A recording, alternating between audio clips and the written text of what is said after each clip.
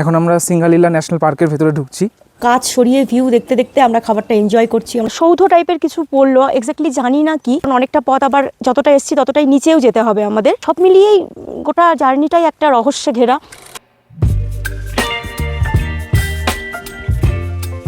Good morning সবাইকে। আজকে ধোত্রেতে আমাদের দ্বিতীয় দিন। ঘুম থেকে জাস্ট উঠলাম, আমাদের বেডটি দিয়ে গিয়েছিল 7টা বাজে প্রায়। হ্যাঁ, প্রায় 7টা বাজে। আমরা এখন চিড়ে ভাজা আর লাল চা খাচ্ছি। ভোরবেলা থেকে বৃষ্টি হচ্ছিল, টিপটাপ টিপটাপ করে আওয়াজ পাচ্ছিলাম। বাইরেটা আমরা এখানে ব্যালকনিতে বসে বৃষ্টিটাকে উপভোগ করছি। দেখো পেছনটা, এই দেখো পাইন বন। আমরা এখানে বসে, বৃষ্টি হচ্ছে আবার তার মধ্যে মেঘ। হ্যাঁ বৃষ্টি হচ্ছে আবার মেঘ ফ্লো করছে। এইভাবে দিনটা শুরু হলো। আমরা চাইছিলাম একটা দিন বৃষ্টি হোক, একটু পাহাড়ের বৃষ্টিটা উপভোগ করি। তো যাই হোক, দেখা যাচ্ছে হয়তো একটু পরে কমে যাবে বললো। তারপর আমরা আশপাশটা ঘুরে একবার দেখবো কী কী আর আছে জায়গা ঘোরার। পাহাড়ে আসলে এই লাল চাটা না খেলে কিন্তু ইনকমপ্লিট। আমাদের সকালে বেডটি দেওয়ার পর কিছুক্ষণ আগে আমরা ব্রেকফাস্টটা নিলাম। আমরা বলেই রেখেছিলাম গতকাল রাতে যে ব্রেকফাস্টে আমরা কী নেব। তো এখানে পুরি সবজি আর ম্যাগি, দুজন আলাদা রকম নিলাম, তাহলে দুটোই ট্রাই করা যাবে। তো একটু দেখিয়ে দেওয়া হোক। ম্যাগিটা কালকেও নিয়েছিলাম, সাথে রয়েছে পুরি সবজি। এখানকার পুরিটা না নর্মাল আমরা যেরকম পুরি খাই সেরকম না, অনেকটা নান পুরি গোছের। ট্রাই করা যাক কেমন হয় খেতে। আর সেই সঙ্গে আমরা কিন্তু ভিউটা দেখতে দেখতে, এখানে কাজ সরিয়ে ভিউ দেখতে দেখতে আমরা খাবারটা এনজয় করছি। আমরা সকালের চাটাও সেভাবেই খেয়েছি, তখন বৃষ্টি হচ্ছিল। তো প্রকৃতির মাঝখানে এরকমভাবে দাঁড়িয়ে দাঁড়িয়ে সেটাকে উপভোগ করার, সেই সঙ্গে ব্রেকফাস্ট করা, এটা আলাদাই একটা অনুভূতি। ভ্লগের এই অংশে আমরা যেগুলো বলেছিলাম এডিট করার সময় আমার অত্যন্ত অপ্রাসঙ্গিক মনে হয়েছিল, তাই ভাবলাম ভয়েস ওভার দেওয়াটাই শ্রেয় হবে। ব্রেকফাস্ট কমপ্লিট করে আমরা বেশিক্ষণ হোমস্টেতে থাকিনি, তার প্রধান কারণ বৃষ্টি না থাকা। বর্ষাকালে এইসব অঞ্চলে এই এক মজার বিষয়, কখনো ঝমঝমিয়ে বৃষ্টি, কখনো বা ফুটফুটে আকাশ। বেরিয়ে গেলাম হোমস্টে থেকে। আজকের ইচ্ছে আছে একটু টংলুর সাইডটা ঘুরে দেখা। টংলু তো পৌঁছতে পারবো না, টংলু প্রায় 5-6 কিলোমিটার একটা ট্রেকিং পথ, অনেকটা টাইম লেগে যাবে। আমরা হয়তো 1-1.5 কিলোমিটার ম্যাক্সিমাম যাব। তো ভাবলাম জার্নিটা শুরু করার আগে এখানে একটা দেখলাম কফি শপ আছে, এই পেছনে। আমরা বাইরে বসেছি রাস্তার সাইডে, এখান থেকে 2টো কফি অর্ডার করেছি। পিউ অলরেডি খাওয়া শুরু করেছে, আমি 1-2 সিপ নিয়েছি।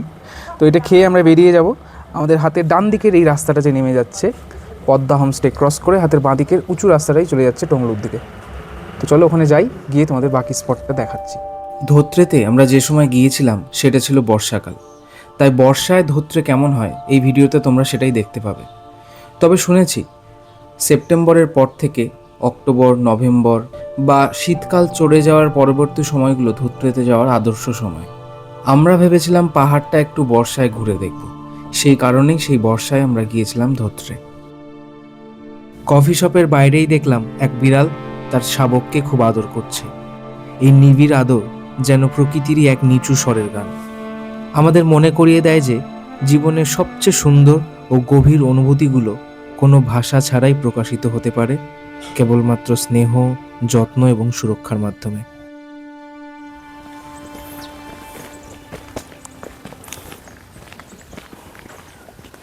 আমরা ধীরে ধীরে এগোচ্ছি টংলুর পথে। এই বাঁদিকের রাস্তাটা যেটা যাচ্ছে এদিকে আমরা উপরে উঠে যাব। দেখো কত কুয়াশা চারিদিকে, একদম মেঘে ঢেকে যাচ্ছে জায়গাটা। আমার শার্টগুলো অলরেডি ভিজে ভিজে আছে। এই দিক দিয়ে আমরা উপরে উঠছি।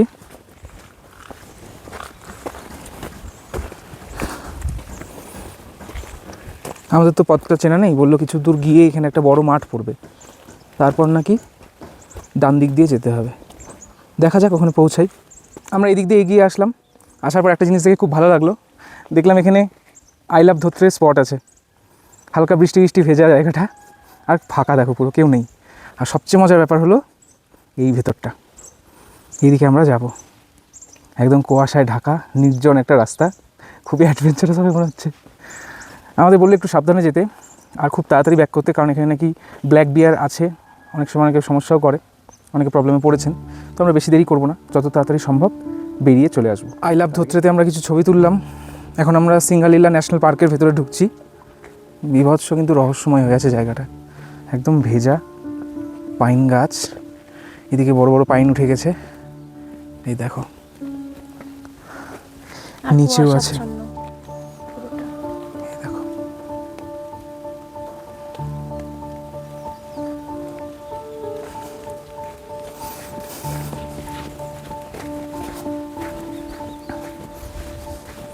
এখানে আমরা ছাড়া আর কেউ নেইও।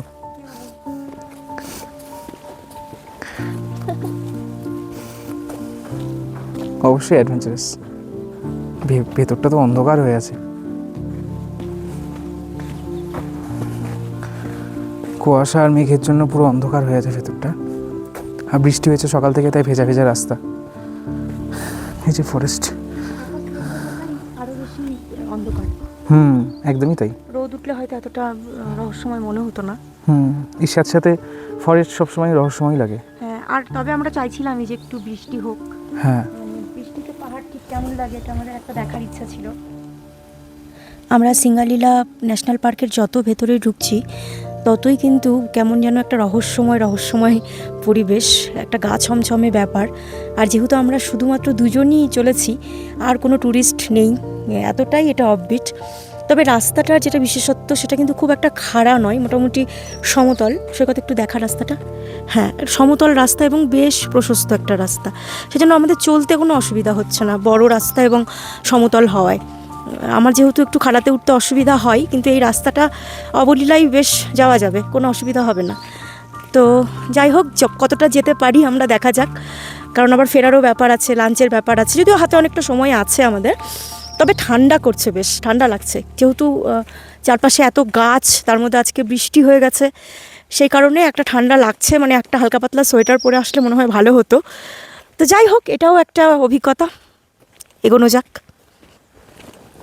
ওই পাইন বনের শাড়ি দেখা যাচ্ছে, পাইন বনের পাশের পথ দিয়ে আমরা আসলাম। এখানে একটা বড় মাঠ আছে, ফুটবল পোস্ট আছে দুটো, আর পাশেই এখানে হলো ধোত্রের একটা প্রাইমারি স্কুল। আর ঠিক এই পাশে দেখো একটা ছোট্ট রাস্তা চলে গেছে, এইটা দিয়ে আমরা চলে যাব টংলুর দিকে। আর এই পাশের জায়গাটা দেখো কি দারুণ। পাইন বনের নির্জনতা আর পাহাড়ের গায়ে অলস মেঘের আনাগোনা যে কতবার দেখলাম তা আর বলার নয়। মেঘেদের এই পাহাড়ের গা বেয়ে উপরে আসা দেখতে সত্যিই দারুণ লাগে। পাইন গাছের জংলি সুগন্ধ আর মেঘের এই ঠান্ডা পরশ, সব মিলিয়ে সত্যি এক অদ্ভুত অনুভূতি। এ যাবৎ আমরা যতটা পথ হেঁটেছি কোনো মানুষের দেখা পাইনি, জংলি জন্তু তো দূরের কথা। তবে আমার পার্সোনালি মনে হয় তাদের সঙ্গে দেখা না হওয়াটাই হয়তো আমাদের জন্য মঙ্গল হবে। আমরা এবার টংলুর পথে এগিয়ে যাচ্ছি। সেই পথটা কিন্তু বেশ খাড়া, একদম সরু পাহাড়ি পথ। এক সাইডে মাটির রাস্তা রয়েছে এরকম, এক সাইডে এরকম পাথর কেটে কেটে, মানে পাথরের রাস্তা আর কি। হ্যাঁ, সৈকত আবার এখান থেকে একটা লাঠি জাতীয় জিনিস পেয়ে গেছে। তো সবাই এই পথ ধরেই ট্রেকিংয়ে যায়, 5-6 কিলোমিটার ট্রেকিংয়ের জন্য যেতে হয়। আমরা যদিও পারবো না, মানে সৈকত পারলেও আমি পারবো না খাড়া পথে এভাবে হাঁটতে। তো দেখা যাক আমরা কত দূর যেতে পারি। এখনও অবধি যদিও কোনো অসুবিধা হয়নি, কারণ আগের রাস্তাটা একদম সমতল ছিল। হয়তো কেউ এরকম ট্রেকিংয়ে এসেই ফেলে দিয়ে গেছে নিচে নামার সময়।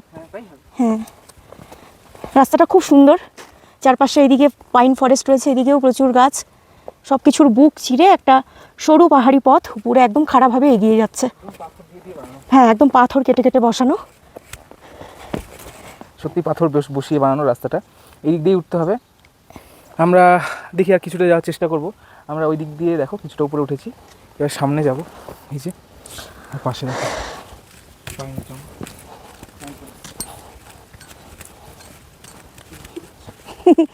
পাথরের পথটা নিয়ে এটা বেশ পিছলে আছে। হ্যাঁ,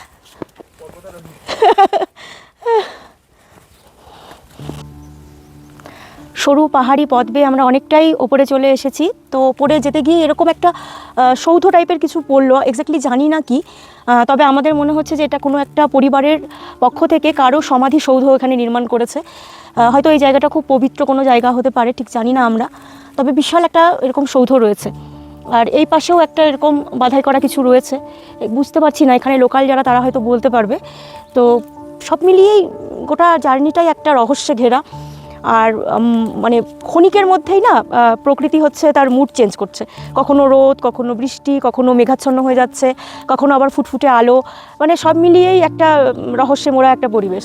তো সমাধিস্থলগুলোর পাশ দিয়েই, আমি যদি খুব ভুল না হই এটা সমাধিস্থলই হয়তো, পাশ দিয়েই আমরা এখানে যে পাইন ফরেস্ট, চারপাশে যে পাইন ফরেস্ট আছে সেটার মধ্যে এবার আমরা ঢুকলাম।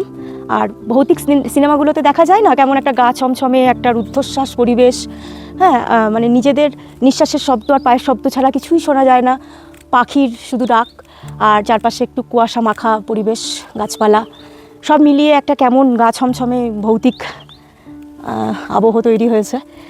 বিশেষ করে যেহেতু বৃষ্টি হয়েছে, হ্যাঁ বৃষ্টি হওয়ার জন্য আমার মনে হয় জায়গাটা আরও বেশি রহস্যময় লাগছে, হ্যাঁ কারণ প্রচণ্ড স্যাঁতস্যাঁতে হয়ে আছে মাটিটা, হ্যাঁ। এই যে একদম ভেজা মাটি, একদম। গাছগুলোতে পুরো শ্যাওলা জমে আছে, গাছগুলোর মধ্যে জল মানে জলের দানাগুলো ফোঁটাগুলো ঝুলে ঝুলে আছে, মাঝে মাঝে টপ টপ করে পড়ছে। তো প্লাস ভিতরে ঢুকে আছে মেঘ, দেখো একটা হালকা, এখন মেঘটা অনেকটা কমে গেল, এখানে মেঘগুলো মাঝে মাঝে আসছে আবার চলে যাচ্ছে। খুব তাড়াতাড়ি চেঞ্জ হচ্ছে ওয়েদার। আমরা ডাউ হিলেও এরকম পাইন ফরেস্ট হ্যাঁ দেখেছিলাম না? হ্যাঁ, তবে আমার না ডাউ হিলের চেয়ে এখানে যেহেতু ডাউ হিলে তবু প্রচুর মানুষ থাকে, ট্যুরিস্ট থাকে, কারণ ওটা একটা ট্যুরিস্ট স্পট কার্শিয়াংয়ের। কিন্তু এই জায়গাটা যেহেতু কোনো মানুষ নেই, আমাদের নিজেদের কথাই ইকো হচ্ছে কখনো কখনো। হ্যাঁ, তো আমার মনে হচ্ছে এইটা আরও বেশি রহস্যময়। এটা হয়তো সেভাবে ডিসকভার হয়নি, মানে এখনও যারা ঘুরতে ভালোবাসে তারা হয়তো অনেকেই জানেন না ধোত্রের কথা। তবে ধোত্রে আসলে আমার মনে হয় প্রকৃতি, মেঘ, বনভূমি সব কিছু মিলিয়ে একটা অপূর্ব একটা কম্বিনেশন সবাই পাবে আর কি। অনেকটা পথ আমরা উপরে উঠেছি, আমার পা এবার জবাব দিয়ে দিয়েছে, আর পারছে না। তো আবার কারণ অনেকটা পথ আবার যতটা এসেছি ততটাই নিচেও যেতে হবে আমাদের, তারপর ওই বনের পথটাও পেরোতে হবে। তো সব মিলিয়ে অনেকটা রাস্তা এখনও আমাদের হাঁটতে হবে। তো আমরা ভাবছি এবার ফিরে যাব, কারণ আমাদের লাঞ্চের টাইমও হয়ে যাচ্ছে, ফিরতে হবে। কটা বাজে? 12:30 বাজে। এখান থেকে ফিরতে ফিরতে আমাদের 40-45 মিনিট লেগে যাবে। তো 1:15 মতো বেজেই যাবে আমাদের হোমস্টেতে পৌঁছতে।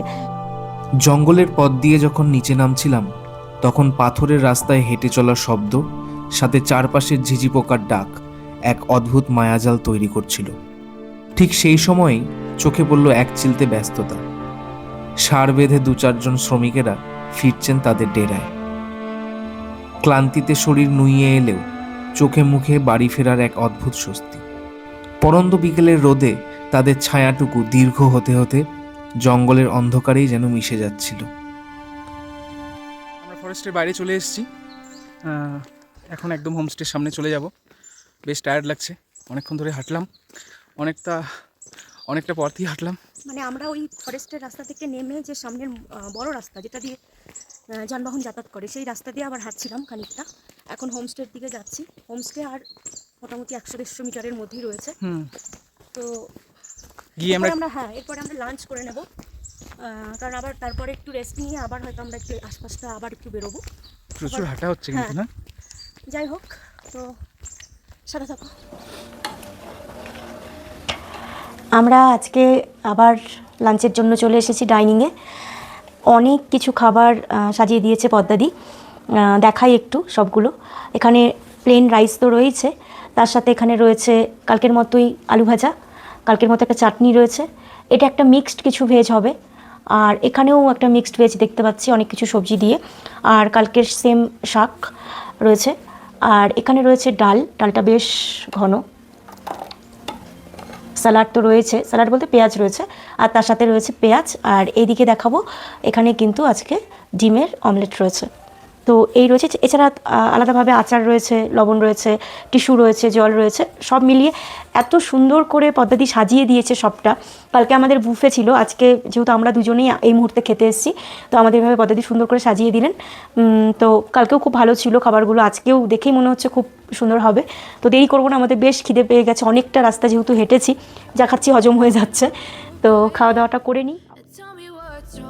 এতটা ক্লান্তির পর খাওয়া দাওয়া শেষে দুপুরের ভাত ঘুম ছিল ম্যান্ডেটরি, কিন্তু ঘুম ভাঙতে যে এতটা দেরি হয়ে যাবে তা আমরা ভাবিনি। আমরা যখন ডাইনিংয়ে আসলাম ততক্ষণে সন্ধে পেরিয়ে রাত নেমে গেছে। সে সময় আমরা আর বাইরে বেরোইনি, ব্যালকনিতে দাঁড়িয়ে আকাশের তারা গুনছিলাম। স্ন্যাক্সে ছিল ভেজ পকোড়া আর লাল চা, দুটো যেন অমৃত। এরপর প্রায় দীর্ঘক্ষণ আমার কোনো খিদে পায়নি, তাই প্রায় মাঝরাতে শুরু হলো আমাদের ডিনার। আজ কিন্তু বেশ ঠান্ডা পড়েছে, বৃষ্টি যেহেতু হয়েছে সেজন্য হয়তো বেশি ঠান্ডা পড়েছে। তো আমরা এখন ডিনারটা করে নেব, অনেকটাই রাত হয়ে গেছে। তো এইভাবে সাজিয়ে দিয়ে গেছে, গতকালের মতো আজকেও আমরা ঘরেই খাচ্ছি, যেহেতু বেশ ঠান্ডা, ডাইনিংয়ে যাওয়াটা একটু চাপের। তো যাই হোক, আজকে কী রয়েছে তোমাদের দেখিয়ে দিই ডিনারে। প্রথমেই রয়েছে হাতে গড়া রুটি, মোট 4টে রুটি দিয়েছে, এবং সেই সঙ্গে ভাতটা আমার জন্য, সৈকত রুটি নিয়েছে, আমরা মিলিয়ে মিশিয়ে খাবো। তারপর রয়েছে এখানে খুব সুন্দর স্লাইস করে কেটেছে ভেন্ডি ভাজা রয়েছে, ঢ্যাঁড়স ভাজা। আর এটাতে রয়েছে ডাল, মুসুর ডাল। এই পাশে স্যালাড রয়েছে, লেবু লঙ্কা, আর তাছাড়া রয়েছে এখানে লাল লাল ঝাল ঝাল কষা চিকেন, তার ওপরে ধনেপাতা দেওয়া আছে। খুব দেখেই খুব লোভনীয় মনে হচ্ছে, গতকালের মতোই হয়তো হবে। এখানকার চিকেনটা ভীষণ স্পেশাল পদ্মাদির হাতের।